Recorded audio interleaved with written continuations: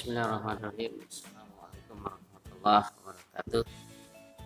Yang pertama-tama kita panjatkan puji syukur dan kehadirat Allah Subhanahu wa taala bahwa hari ini kita masih diberikan nikmat oleh Allah berupa nikmat iman, nikmat Islam, nikmat sehat, serta salawat dan salam kita sampaikan pada baginda Rasulullah Sallallahu Alaihi Wasallam beserta keluarganya, para sahabatnya, para tabi'in, dan mudah-mudahan kita semua orang-orang yang tak istiqomah di dalam mengikuti jejak langkah beliau, dan mudah-mudahan kita nanti di yaumul qiyamah mendapatkan syafaat dari beliau.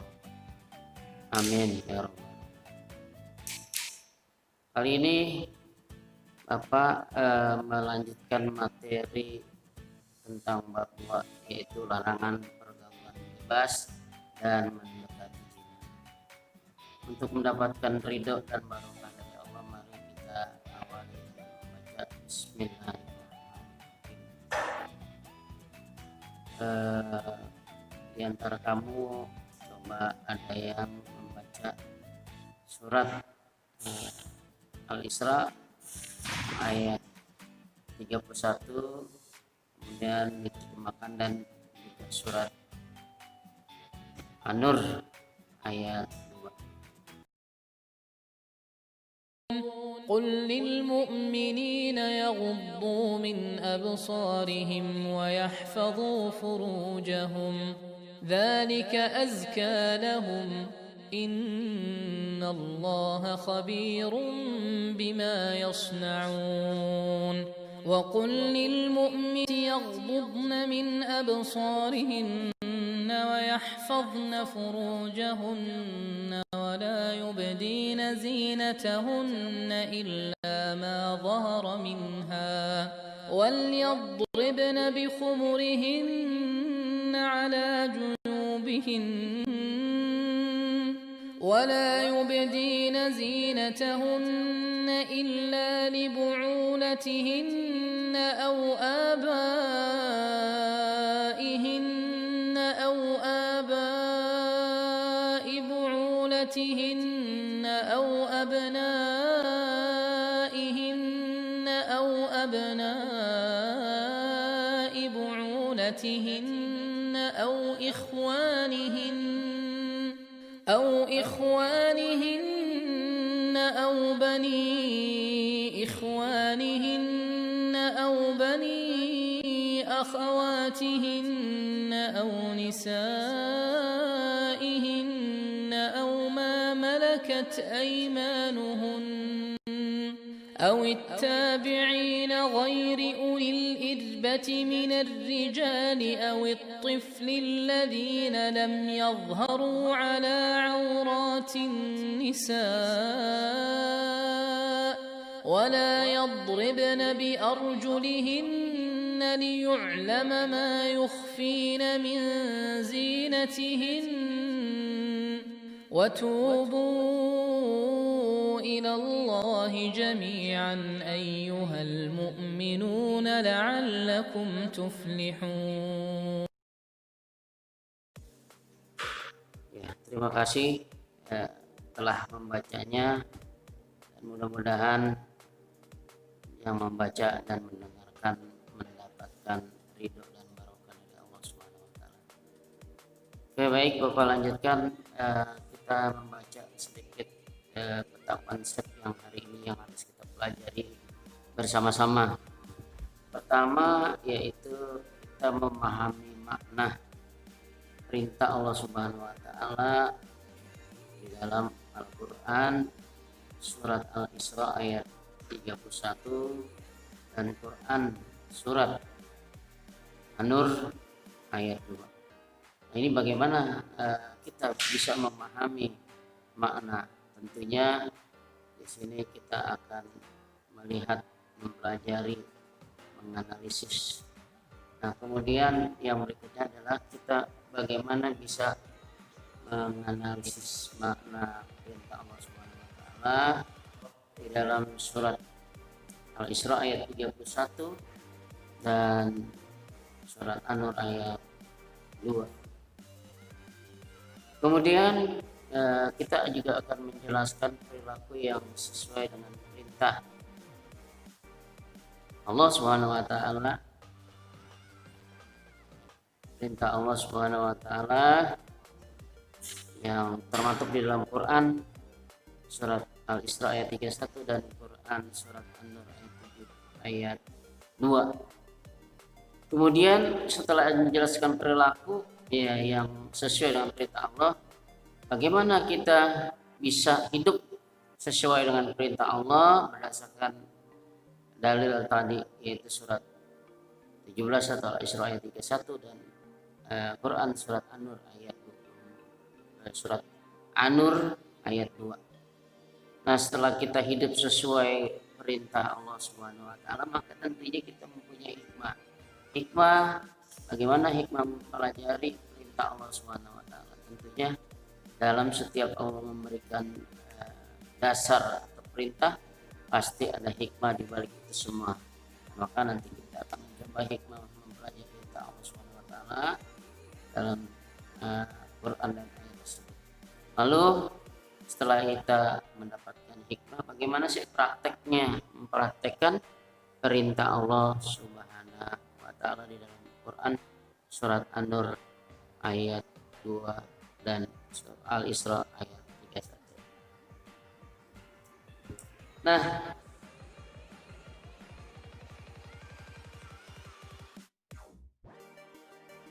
di sini tentunya kita sudah tadi baca, ya, ada juga dalil yang mengatakan wala taqrabuz zina, jangan kau dekati zina.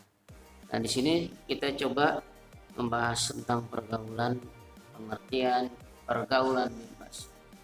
Nah, ini perlu sebagai pelajar, sebagai remaja, sebagai manusia, ya, tentu kita harus mengerti, harus belajar daripada apa sih pengertian pergaulan bebas. Tentunya pergaulan bebas ialah merupakan proses interaksi antara satu individu dengan individu yang lain atau individu dengan kelompok. Nah, kemudian pergaulan bebas, sebut bebas, adalah terlepas dari kewajiban, aturan, tuntunan, norma agama, dan norma kesusilaan. Ini juga pengertian dari pergaulan bebas. Pergaulan bebas secara istilah itu salah satu bentuk perilaku menyimpang yang melewati batas dari kewajiban, tuntunan, aturan, syarat, dan perasaan malu. Nah, orang yang sudah tidak punya perasaan malu, tidak mengikuti aturan atau tuntunan, dan juga melewati batas dari kewajiban, nah, ini yang disebut orang sudah melakukan kebebasan. Kemudian disebut juga ada pergaulan bebas. Pergaulan bebas ialah juga perilaku menyimpang yang melanggar norma agama atau norma kesusilaan. Ya, kesusilaan tentunya di masyarakat tidak sesuai, perilakunya banyak dilanggar. Nah, dia juga melanggar norma agama. Norma agama apa yang tadi dikatakan Allah, dia langgar. Nah, kemudian pergaulan bebas atau agama Islam, semua proses dan aktivitas pergaulan dengan orang lain yang terlepas dari ikatan atau melanggar aturan pergaulan. Nah, jadi kalau ini semua melanggar aturan, kemudian lepas dari ikatan, ya ini juga disebut pergaulan bebas. Nah, dalil larangan pergaulan bebas tadi ya Bapak sudah sampaikan dan bahkan kamu sudah baca, yaitu dalam surat An-Nur juga ayat 30 dan 31. Nah, kemudian juga larangan pergaulan bebas ini ada di Bukhari Muslim. Bukhari yang berasal dari Abu Amir As'ari.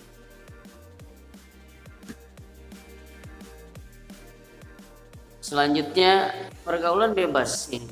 Ciri-ciri perbuatan yang termasuk kategori pergaulan bebas: menghamburkan harta untuk memenuhi keinginan dan hawa nafsu, berbuat dengan tanpa perhitungan antara benar dan salahnya menurut ajaran agama.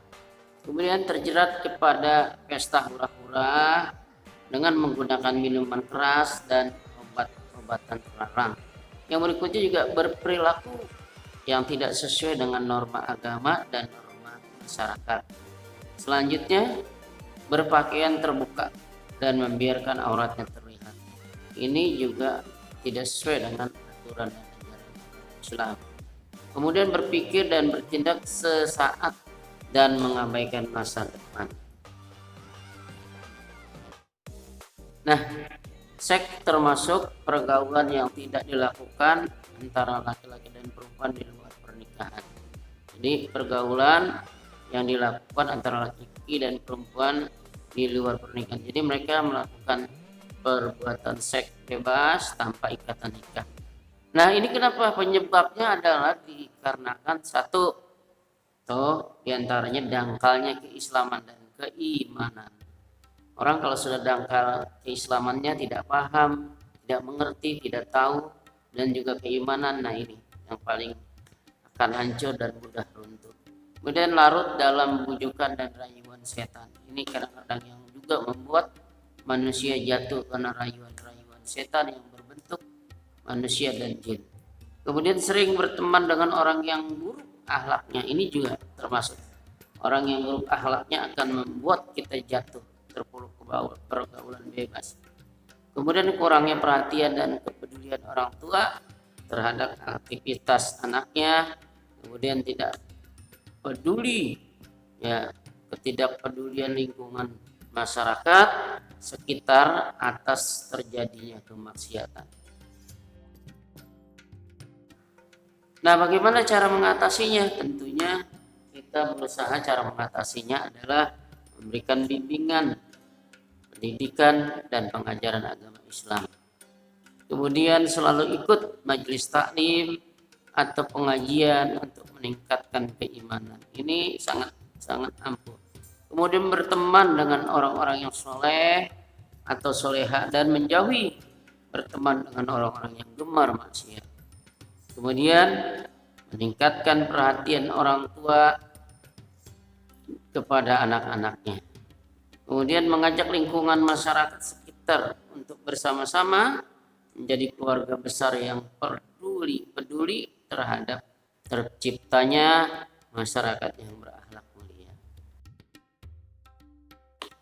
Nah, termasuk penyebabnya adalah juga narkoba. Narkoba adalah singkatan dari narkotika dan obat berbahaya. Nama lain dari narkoba, miras, minuman keras, atau khamar, sejenis minuman atau makanan yang memabukkan.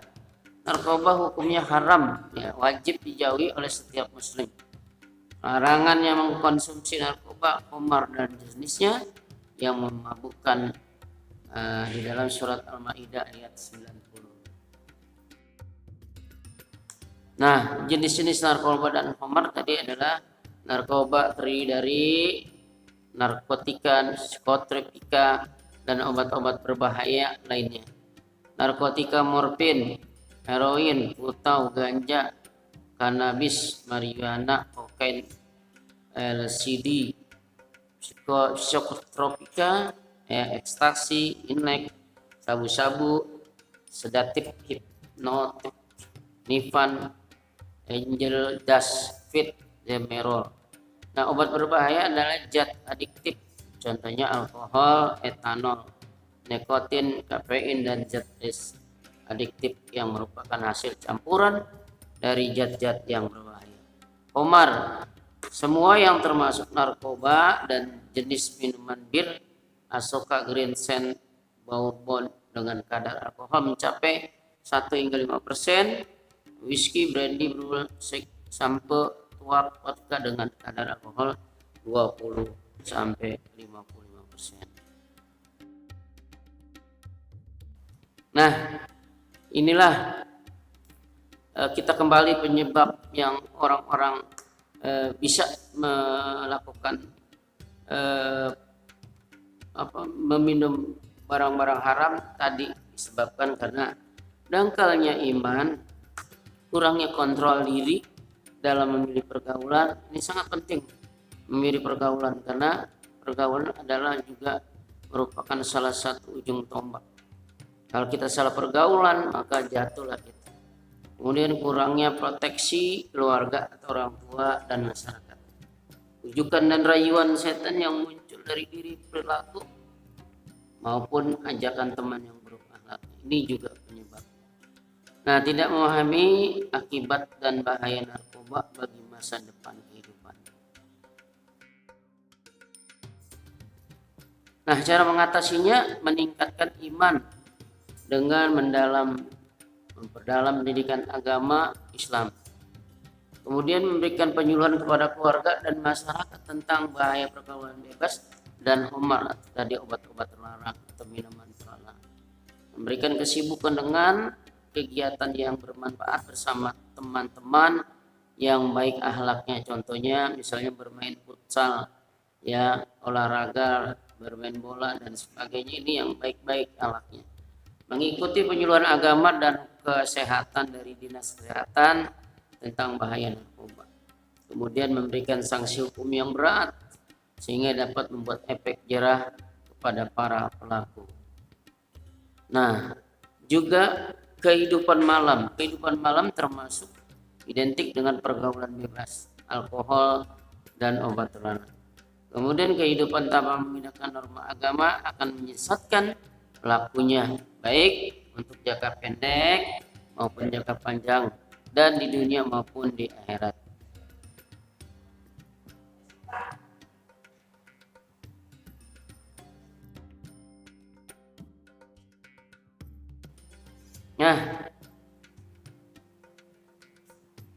Nah, cara mengatasi tadi memperbanyak dan memperkuat dakwah pendidikan Islam, memberikan penyuluhan dan kesibukan yang bernilai positif kepada generasi muda, mempersempit berdirinya sarana kehidupan malam melalui regulasi yang meningkat, melakukan razia secara intensif bagi para pelanggar aturan, memberikan sanksi hukum yang berat bagi pengelola dan pelaku pelanggaran. Nah, ini juga termasuk geng motor yang sering terjadi di tengah-tengah kita, di masyarakat kita saat ini sangat ramai sekali. Geng motor identik dengan balap liar. Geng motor termasuk perbuatan yang melampaui batas atau israf berlebih-lebihan sehingga haram dilakukan. Geng motor sering sekali mengganggu pengguna jalan umum, mengganggu ketentraman umum, juga dekat dengan perjudian. Geng motor seringkali dijadikan ajang perjudian dengan taruhan, kecuali geng motor yang positif bisa mengajak kebaikan. Ya, yang namanya geng-geng biasanya ininya negatif. Tetapi kalau ada dari kalian menjadikan geng yang positif, bisa membantu orang, membantu masyarakat, itu sangat positif. Kita balik geng yang negatif, geng motor yang negatif, kita balik menjadi geng motor yang positif. Kemudian selanjutnya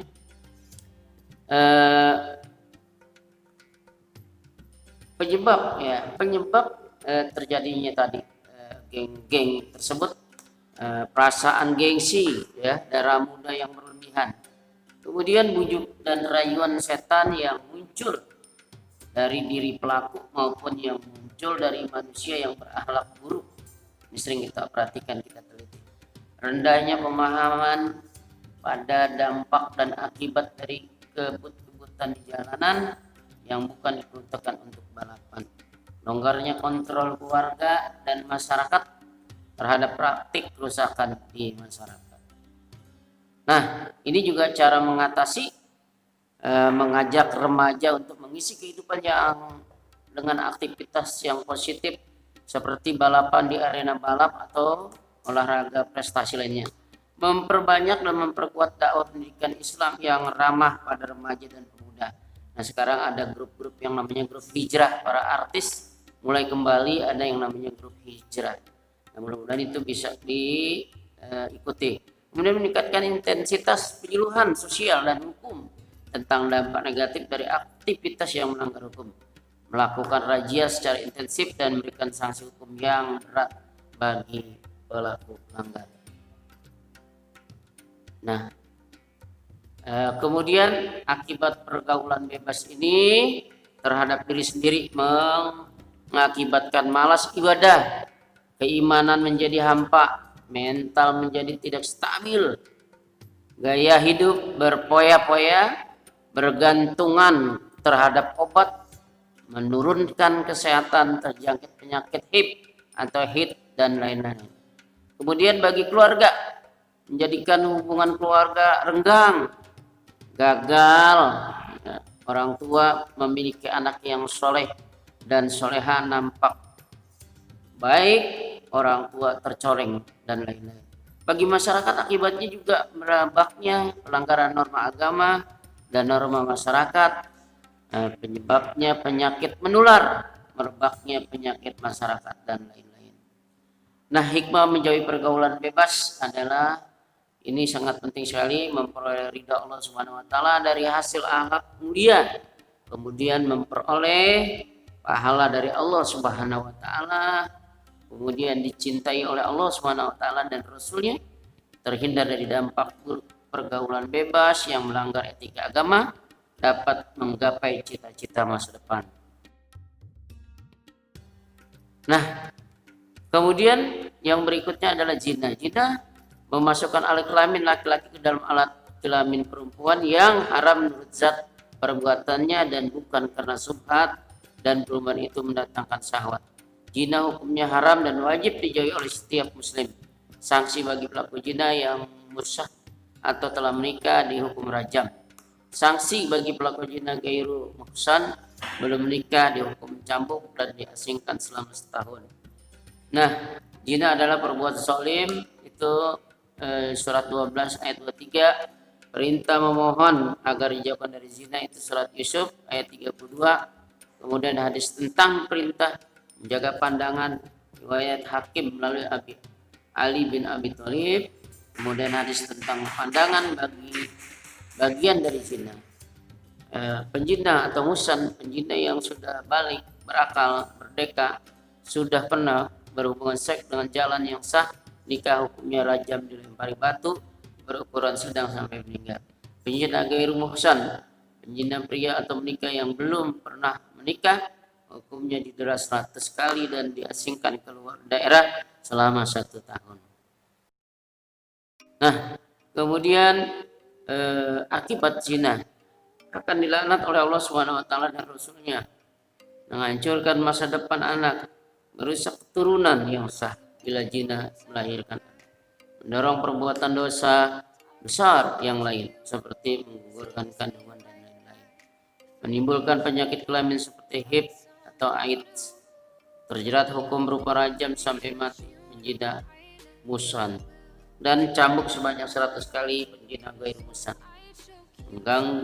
menanggung hukuman sosial dari lingkungan masyarakat bagi keluarga pelaku zina, menghilangkan kewibawaan diri atau kesucian diri sehingga pelaku zina dikucilkan oleh masyarakat. Nasab dari keturunan hasil perzinaan menjadi tidak jelas, anak zina tidak memperoleh warisan. Nah, segera menikah.